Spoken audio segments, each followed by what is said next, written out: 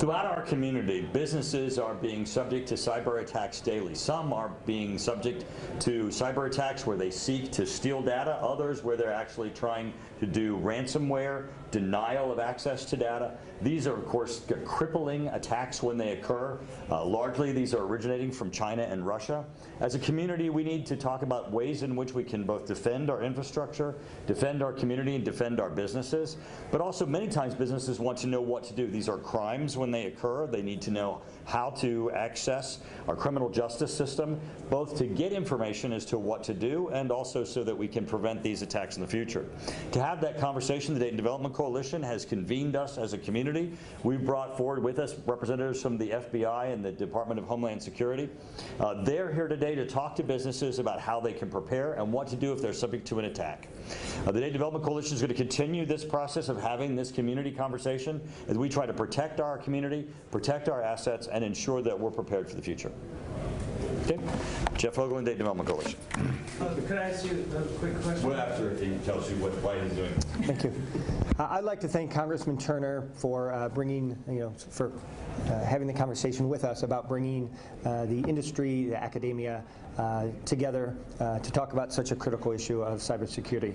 With Wright-Patterson Air Force Base being the state's largest single-site employer, we all know how important it is, but it's also about other industry sectors. It's about aerospace and defense, it's about logistics and distribution, it's about bioscience. And for people to be aware of everything that's going on in their lives, from a small business of 2 or 3 up to a company of 2,000, it's very imperative and critical that they understand the risks that face them every single day. So bringing this group together today, over 130 people at Sinclair Community College, is just the first start of many initiatives that we have planned moving forward.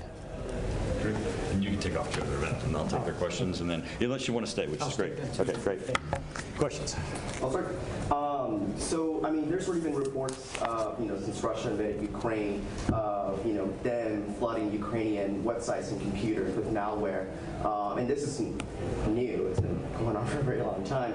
But, it wouldn't really, I guess, really, for government leaders, it wouldn't really be safe to assume that that's going to stay, that attacks can be limited to Ukraine. So, how ready are American businesses and government agencies to, handle these types of attacks when and if they come?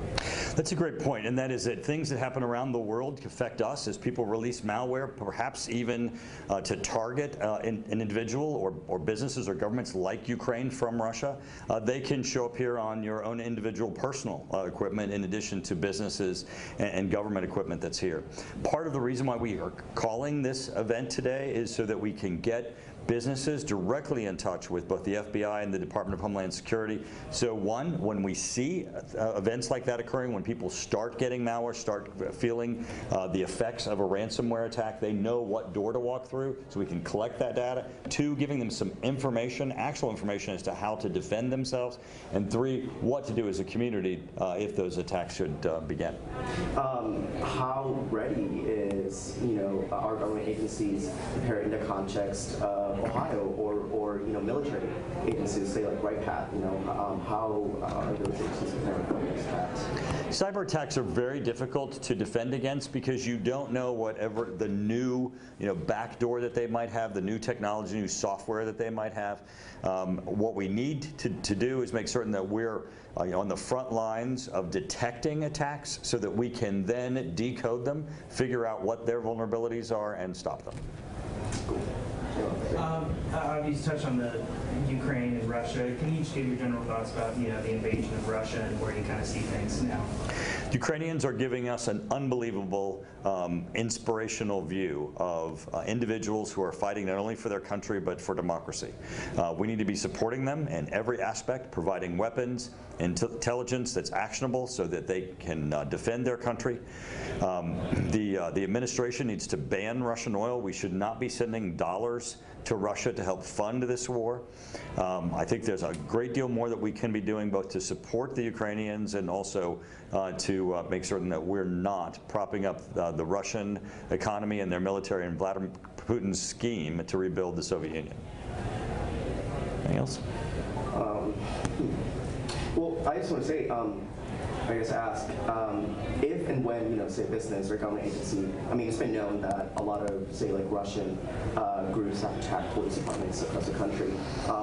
If and when that happens, what is the process of, a business or a government agency then contacting other government agencies for, I don't know, some type of help with that, recovering? If a business is being subject to a cyber attack, they should contact the FBI. For assistance in doing so, they can contact our office. I know many businesses are hesitant to do so because they don't want great attention to be brought until they are able to sometimes deal with this issue. But the proper way to deal with it is to make certain that the appropriate officials are involved. These are crimes, and our criminal justice system needs to be involved.